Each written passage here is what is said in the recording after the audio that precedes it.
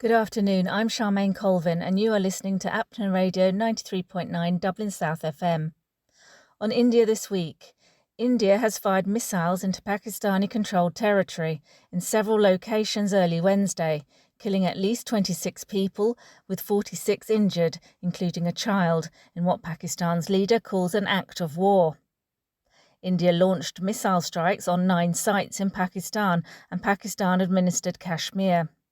Pakistan claims to have shot down 5 Indian fighter jets, which India has not yet confirmed. Tensions have been soaring after the deadly militant attack on Indian tourists in Pahalgam last month, which claimed the lives of 26 people. India claims it has evidence pointing towards the clear involvement of Pakistani-based terrorists, which Pakistan has denied. Prime Minister Shehbaz Sharif has described the attacks as unprovoked and said the heinous act of aggression would not go unpunished. India's army has said that at least 10 civilians were killed by Pakistani shelling on its side of the de facto border.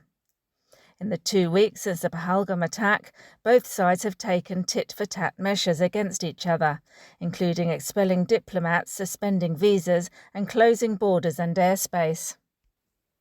France's Foreign Minister Jean-Noël Barrot has called on Delhi and Islamabad to exercise restraint, while Russia's Foreign Ministry has said it is deeply concerned about the escalating military confrontation between India and Pakistan. The Chinese Foreign Ministry has called India's military operation against Pakistan as regrettable. The UK government has hit back against claims by opposition parties that the newly agreed trade deal with India could disadvantage British workers. Business Secretary Jonathan Reynolds said that British workers would not be undercut as a result of a trade agreement. One part of the deal extends an exemption on national insurance contributions from 1 to 3 years, meaning people on short-term visas will only make social security payments in their home country when working abroad. The deal, which took 3 years to negotiate, will make it easier for UK firms to export some goods, including whisky, cars and other products to India, and cut taxes on India's clothing and footwear exports to the UK. Last year, trade between the two countries totalled £42.6 billion. The UK government has said the deal would boost that trade by an additional £25.5 billion a year by 2040. The Department for Business and Trade said for the first time UK firms would have guaranteed and unprecedented access to India's vast procurement market, with access to approximately 40,000 tenders with a value of at least £38 billion a year. India's textile makers say they are bearing the brunt of the trade tensions as Chinese producers are dumping yarn in key production hubs. Viscose yarn, a popular material which goes into making garments, is being imported by China into India and flooding Indian ports at 15 rupees per kilo cheaper than India's own textile makers. Impacted by Donald Trump's new tariffs of up to 145% on Chinese goods going into the US, manufacturers in China have begun looking for alternative markets. India's textile makers say they are bearing the brunt of the trade tensions as Chinese producers are dumping yarn in key production hubs. Although China is the leading producer of viscose yarn, India makes most of the viscose yarn the country needs locally, with imports only bridging supply gaps. China's ambassador to India, Zhu Feihong, has sent assurances to India that they do not want to disrupt other countries' industries and economic development, but anxieties about dumping are spread across sectors in India. As China, Asia's biggest economy, is the world's largest exporter of practically all industrial goods, from textiles and metals to chemicals and rare minerals. Sotheby's in Hong Kong has postponed an auction of jewels associated with Buddha's remains after the Indian government opposed the sale and demanded it to be halted. The gems were found buried together in reliquaries with the corporeal relics of the historical Buddha and discovered in northern India in 1898. They date back to around 240 to 200 BC.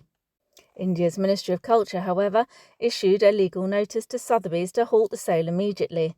accusing the auction of violating Indian laws, international norms and UN conventions. It said the auction involved sacred Buddhist relics that constituted the inalienable religious and cultural heritage of India and the global Buddhist community. It demanded the repatriation of the relics to the Indian government and a public apology from the auction house and Chris Pepe, the great-grandson of the British man William Pepe, who excavated the relics. The Indian government warned that failure to comply would result in legal actions and public advocacy campaigns to highlight Sotheby's role in perpetuating colonial injustice and becoming a party to unethical sale of religious relics.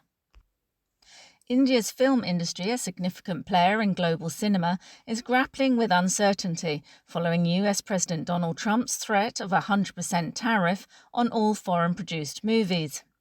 With approximately 40% of its overseas revenue originating from the United States, the industry is concerned about the potential financial ramifications of such a levy. Filmmakers, producers and distributors are struggling to assess the precise impact given the lack of detail provided by the Trump administration. The Indian film industry, which employs 272,000 people, generated around $237 million in overseas box office revenue in fiscal year 2024, representing a tenth of its total earnings. The US constitutes a substantial portion of this overseas market. Film producers fear it could double the cost of exporting films to the US, where people of Indian descent are estimated to number 5.2 million.